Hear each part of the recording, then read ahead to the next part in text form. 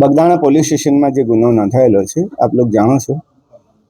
અત્યાર સુધીમાં સીટે પહેલાં શરૂઆતમાં 8 આરોપીઓની ધરપકડ કરવામાં આવી હતી અને બાકીના કેટલાક આરોપીઓની પણ ધરપકડ અત્યારે કરવામાં આવી છે.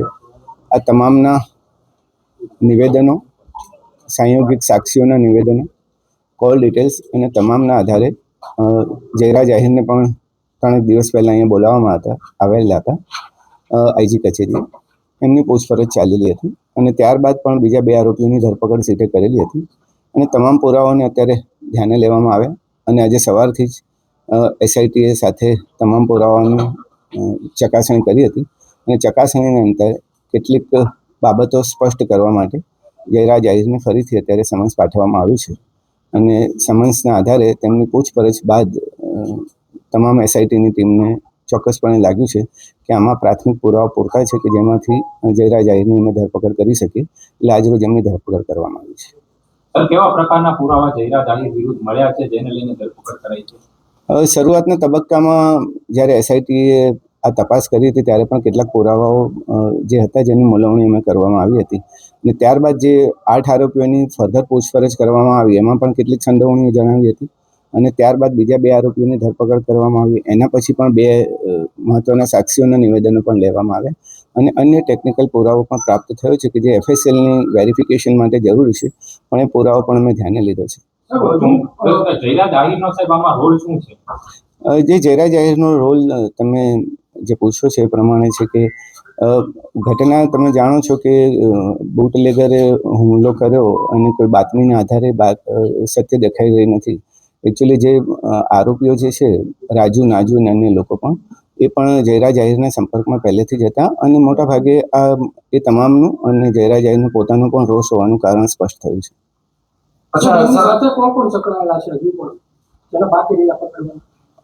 અત્યાર સુધીમાં મોટાભાગના આરોપીઓની ધરપકડ કરી લીધી છે. ટેકનિકલ ડિટેલ્સના આધારે પણ શક્ય છે કે કેટલાક આરોપીઓ હજુ મળી શકે અથવા તેમના પુરાવા અમારે વેરીફાઈ કરવા પડશે. સર, તત્કાલીન પીઆઈ ડીવી ડાંગરનો શું આમાં બેદરકારી ભર્યો રોલ છે? એ હજી અંતરંગ વિષય છે, આંતરિક વિષય છે. અમે તપાસ કરી રહ્યા છીએ કે ખરેખર શું થયું હતું એ વખતે. હાલ પૂરતું અમારું ફોકસ ઇન્વેસ્ટિગેશન પર હતું. ઓલરેડી જે આપણે કલમો દાખલ કરી છે 120B પણ દાખલ કરી છે, 307 પણ જૂની કલમો જે દાખલ કરી છે આપણે એ મુજબનો ગુનો દાખલ કરવામાં આવ્યો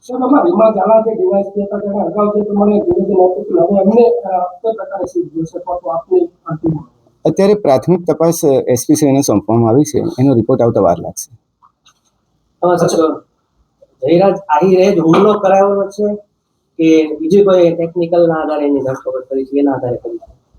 પ્રાથમિક માહિતીઓ, નિવેદનો, કોલ ડિટેલ્સ, એકબીજાના લોકેશન્સ, એકબીજાના સંપર્કોને આધારે તમામ લોકો હુમલામાં સંડોવણી ધરાવે છે. અચ્છા સાહેબ, આરોપીઓ છે તે માર મારતી વખતે વિડીયો કોલ કર્યો હતો. કોને વિડીયો કોલમાં બતાવી રહ્યા હતા? વિડીયો કોલની તથ્યો તપાસવા માટે અમારે આઈપીડીઆર મંગાવવું પડે અને આઈપીડીઆર અમે માંગ્યા છે, આવતા વાર લાગશે, ત્યાર પછી સ્પષ્ટ થશે. અચ્છા સર, એવી પણ માહિતી છે જે દિવસે રિકન્સ્ટ્રક્શન કરવામાં આવ્યું હતું ત્યારે 2 શખ્સો છે તે થેલો ભરીને પૈસા લાવ્યા હતા અને મોબાઈલ લાવ્યા હતા. પોલીસ એવું કહી રહી હતી કે અમે જ બોલાવ્યા છે. તો મોબાઈલ શું બદલાવી નાખ્યા છે?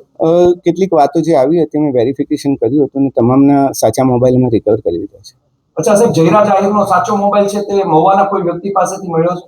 ના, હજી એવી ડિટેલ અમારી પાસે નથી. કેટલા દિવસ વીતવાનું કારણ શું? 26 દિવસ પછી ધરપકડ? તમામ પુરાવાનું અમે ધ્યાન લીધેલું હતું. પહેલા 4-5 દિવસ જે 2-3 દિવસની તપાસ ચાલી, ત્યારબાદ ફરીથી અમે તમામ તથ્યોને રિકન્સ્ટ્રક્શન અમારી રીતે કરેલા હતા. તમામ નિવેદનો પણ ફરીથી કરવામાં આવ્યા હતા અને થોડું ઇન્વેસ્ટિગેશનમાં એવો પણ ટાઈમ નથી લાગ્યો જેવું તમે કહો. અચ્છા સર, એવી પણ વાત છે કે આમાં જે 8 આરોપી છે તે પૈકીના 6 આરોપી છે તે બોગસ આવી ગયા છે. તેમાં કેટલી સત્યતા? એ હજી સુધી તપાસના તથ્યો અમે ચકાસી રહ્યા છીએ, એવું હજી સુધી નીકળ્યું નથી. સાહેબ, પ્રાથમિક તપાસમાં એવું લાગી રહ્યું છે કે જે ડીવી ડાંગર છે તત્કાલીન પીઆઈ તેમજ જે ડીવાયએસપી હતા તત્કાલીન રીમાબા ઝાલા તેમની આમાં છે તે બેદરકારી છે. એ તપાસનો વિષય અમે એસપી શ્રીને સોંપેલો છે, એનો રિપોર્ટ આવતા વાર લાગશે. નવનીત બાલાજીએ જે પુરાવા આપ્યા એના આધારે જયરાજ આહિર સામે જે પુરાવા મળ્યા છે કે પછી કોઈ તમામ પુરાવા અમે કહીએ કે તમામ પુરાવાને ધ્યાને લીધા છે. જેટલા આરોપીઓ પકડાયા, જેટલા સાક્ષીઓ મળ્યા, ફરિયાદીના નિવેદનો અને તમામનું અને ટેકનિકલ ડિટેલ્સ, લોકેશન્સના આધારે પણ તમને જે પ્રેસ નોટ આપવામાં આવી છે એમાં તમામનો ઉલ્લેખ છે. એક મહત્વના સાક્ષીઓ છે. સર, તપાસ દરમિયાન સોશિયલ ઘણા લોકોએ આક્ષેપ કર્યા છે. કોઈ તમારી સામે આવ્યું છે? કઈ ટાઈપના આક્ષેપો?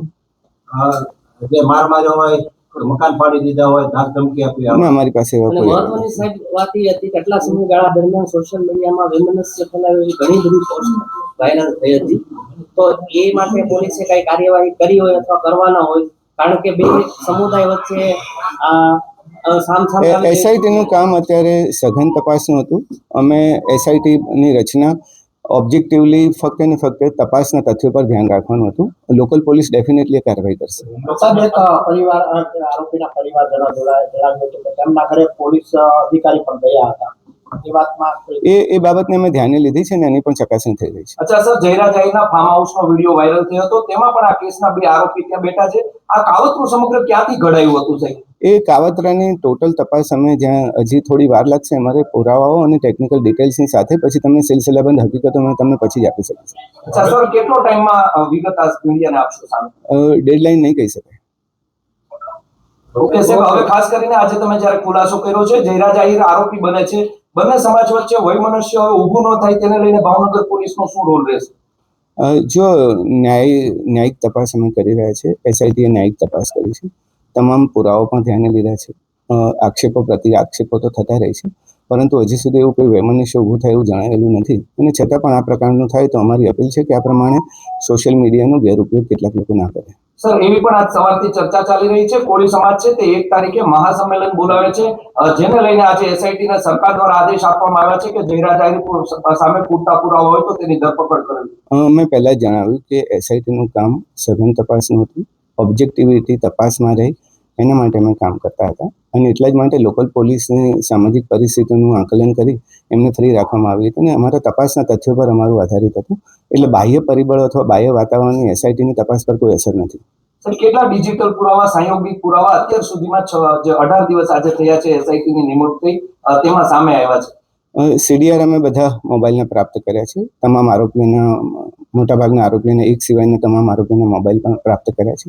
કેટલાક રેકોર્ડ પણ મેળવ્યા છે અને આઈપીડીઆર પણ મંગાવ્યા છે. આ ઘટના દરમિયાન પોલીસ ઉપર પણ રાજકીય પ્રેશર હતું ખરી?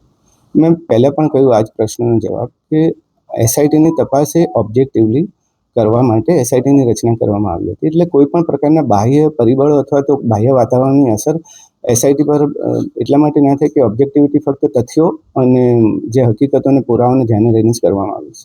જયરાજને ક્યારે કોર્ટમાં રજૂ કરવામાં આવશે? એ હવે ડિસિઝન લઈશું. પહેલી વાર જ્યારે જયરાજ આહિરને બોલાવવામાં આવ્યા એ પછી અને બીજી વાર, પહેલી વારમાં એવા કયા પુરાવા ઓછા પડ્યા અને બીજી વાર બોલાવવામાં આવી ગયા? જો તપાસ એક સતત ચાલતી પ્રક્રિયા છે. પહેલા ક્યારે પુરાવા મળે અને પછી ક્યારે પુરાવા મળે એ પ્રશ્ન જ સ્થાને છે. સતત ચાલતી પ્રક્રિયામાં જ્યારે ઇન્વેસ્ટિગેટિંગ ઓફિસરને લાગે કે પૂરતા પુરાવાઓ છે ત્યારે ડેફિનેટલી કાર્ય કરશે.